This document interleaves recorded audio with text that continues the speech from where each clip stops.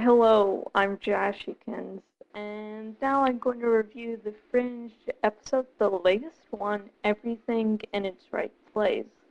Now, this episode was pretty good, and that it had this one part that I sort of thought as a cop out. I'm not really cop out, but just smoothing things over way too fucking clean.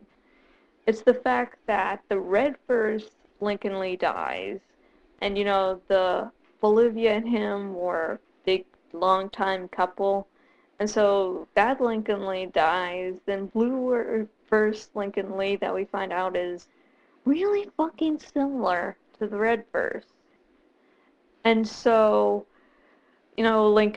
our Lincoln Lee stays over the red first at the end because he thinks he finally has a chance at banging Olivia, and he doesn't fucking care which one. And the thing is, it might work out. He probably thinks because they're so similar that they could become a couple because Peter's returning and he has no chance of banging Olivia. That's really the only part I didn't like. Now, I watched these episodes DVR, and so Brian, talks, sometimes texts a little bit, but he knows I'm very big on don't give me any fucking spoilers, because I will hang up on you on it won't end pretty. But he was like, oh, this isn't spoiler at all. But there's, the cow, Gene, and they're taking it out for grazing day, and that scene was fucking genius. I don't know. It was a great Walter moment because it's not just taking the cow out. It's Gene getting a nice little FBI suit, and Walter is doing this because he thinks Gene's depressed. Walter hardly shows up in this episode, but the beginning makes up for the lack of Walter. But yeah, but now we have updated shapeshifters. I know we saw updated shapeshifters a little earlier this season, but this one's even more evolved, I think. Because now you know how the old shapeshifters had those devices that they would use to help acquire the person? Now it's like a big, long, skinny penis is going out of the shapeshifter's mouth to acquire another target. I mean, I have nothing against the penis, except when it's unexpected like this. I mean, this was one of the rare times where I was watching Fringe. I had to, turn away. Kept on turning away and, it's over yet? Oh. It was just horrible. It was, the most disgusting thing I've seen on Fringe yet. And on one hand, I can tell logically why it's there, so, now the shapeshifters don't have to worry about, carrying a device around that can be taken away, which did happen before.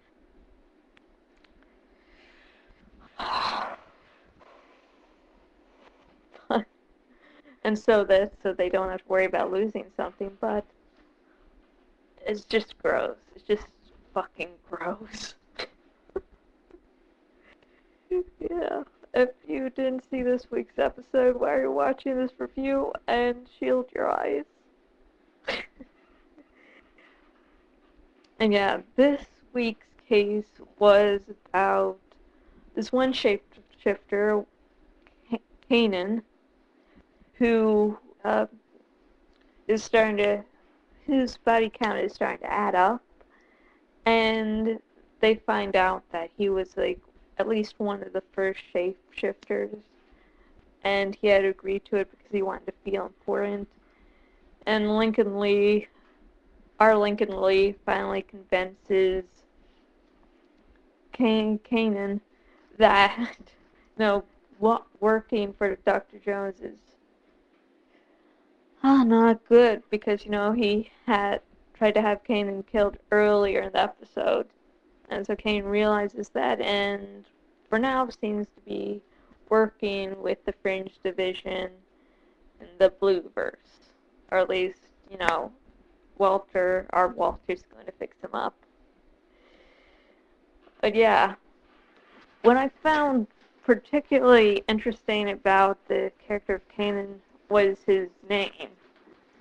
Because as, besides being an enormous geek nerd that does jack shit, I was previously a Catholic for a few years, and,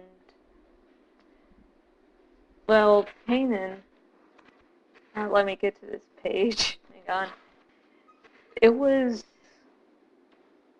mentioned in the New Old Testament, and in ancient times along the eastern Mediterranean, the name became proverbial and associated.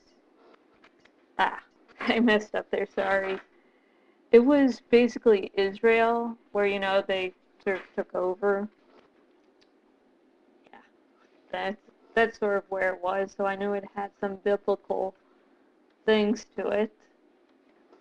And on the Fringepedia, the nerds there were so nice to actually list what Canaan meant. I love nerds. In ancient times along the eastern Mediterranean, the name became proverbial and associated with the word kana, K-A-N-A, probably screwing that up, meaning to be humbled or subdued, having one's spirit brought in subjection, particularly after a loss to military conquest. And Canaan was the youngest grandson of Noah and spread floating on the ark. Anyways, the character Canaan in this episode definitely did the having one's spirit brought in subjection, because he just got into this because he wanted to be important. He was fucking easily exploited and subjugated. Yeah. I was so happy to get that reference. And as for the Observer, this week the Observer watches Captain Lee exploring Canaan to secure a transport vehicle seconds before the sniper attacks them. And this week I did not catch it. I think I was just like, oh, it's not going to appear so near the end. I should have forgot to keep on looking. Yeah. And the glyphs this week spell out dream. And I'm not very good at, actually guessing what they mean. Wait, hang on. I'm just nerding out here.